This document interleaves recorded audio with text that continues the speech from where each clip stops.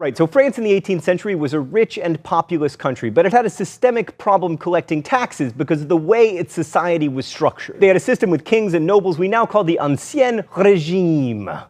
Thank you, 3 years of high school French. And for most French people, it sucked because the people with the money, the nobles and the clergy, never paid taxes. So by 1789, France was deeply in debt thanks to their funding the American Revolution. Thank you, France. We will get you back in World Wars I and II. And King Louis XVI was spending half of his national budget to service the federal debt. Louis tried to reform this system under various finance ministers. He even called for democracy on a local level, but all attempts to fix it failed, and soon France basically declared bankruptcy. This nicely coincided with hailstorms that ruined a year's harvest, thereby raising food prices and causing widespread hunger, which really made the people of France angry because they love to eat. Meanwhile, the king certainly did not look broke, as evidenced by his well-fed physique and fancy footwear. He and his wife Marie Antoinette also got to live in the very nice palace at Versailles thanks to God's mandate, but Enlightenment thinkers like Kant were challenging the whole idea of religion, writing things like, "The main point of enlightenment is of man's release from his self-caused immaturity, primarily in matters of religion." So basically, the peasants were hungry, the intellectuals were beginning to wonder whether God could or should save the king, and the nobility were dithering about, eating foie gras and songbirds, failing to make meaningful financial reform. In response to the crisis, Louis XVI called a meeting of the Estates General, the closest thing that France had to a national parliament, which hadn't met since 1614. The Estates General was like a super parliament made up of representatives from the first estate, the nobles, the second estate, the clergy, and the third estate,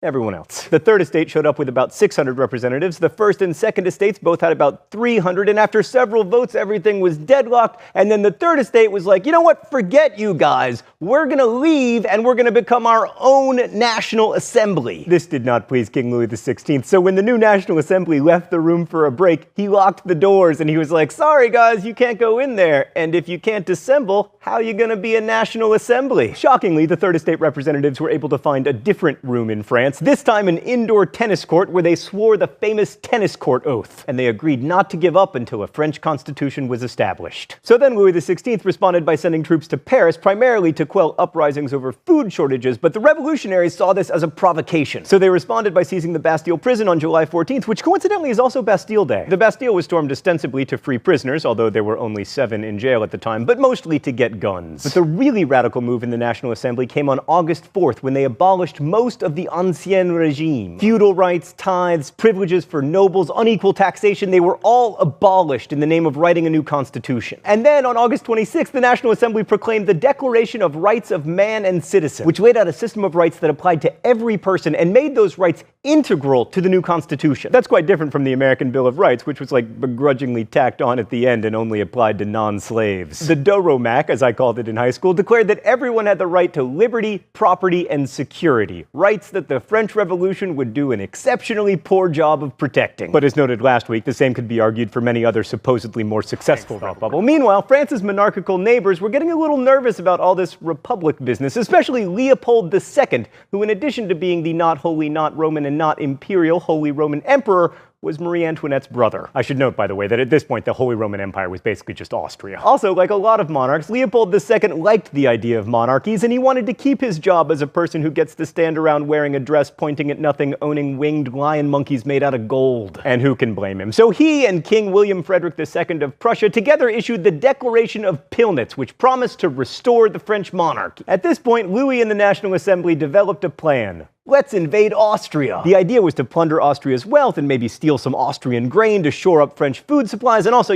spread revolutionary zeal. But what actually happened is that Prussia joined Austria in fighting the French. And then Louis encouraged the Prussians, which made him look like an enemy of the revolution, which of course he was. And as a result, the assembly voted to suspend the monarchy, have new elections in which everyone could vote, as long as they were men, and create a new republican constitution. Soon, this convention decided to have a trial for Louis XVI, who was found guilty and by one vote sentenced to die via guillotine, which made it difficult for Austria and Prussia to restore him to the throne. Was via guillotine. Plus, you always got a future in horror movies. Best wishes, John Green. The death of Louis XVI marks the beginning of the Terror, the best known, or at least the most sensational phase of the revolution. I mean, if you can kill the king, you can kill pretty much anyone, which is what the government did under the leadership of the Committee of Public Safety, motto, "We suck at protecting public safety," led by Maximilien Robespierre. The Terror saw the guillotining of 16,000 enemies of the revolution, including Marie, I never actually said let them eat cake, Antoinette, and Maximilien Robespierre himself, who was guillotined in the month of Thermidor in the year 2. Oh right, so while France was broke and fighting like 9 wars, the Committee of Public Safety changed the measurements of time because, the traditional measurements are so irrational and religion-y. So they renamed all the months and decided that each day would have 10 hours and each hour 100 minutes. And then after the Terror, the revolution pulled back a bit and another new constitution was put into place, this one giving a lot more power to wealthy people. At this point, France was still at war with Austria and Britain, wars that France ended up winning largely thanks to a little corporal named Napoleon Bonaparte. The war was backdrop to a bunch of coups and counter-coups that I won't get into right now because they were very complicated, but the last coup that we'll talk about in 1799 established Napoleon Bonaparte as the first consul of France. And it granted him almost unlimited executive power under yet another constitution. And when he was declared first consul of France, Napoleon proclaimed, "Citizens, the revolution is established on the principles with which it began.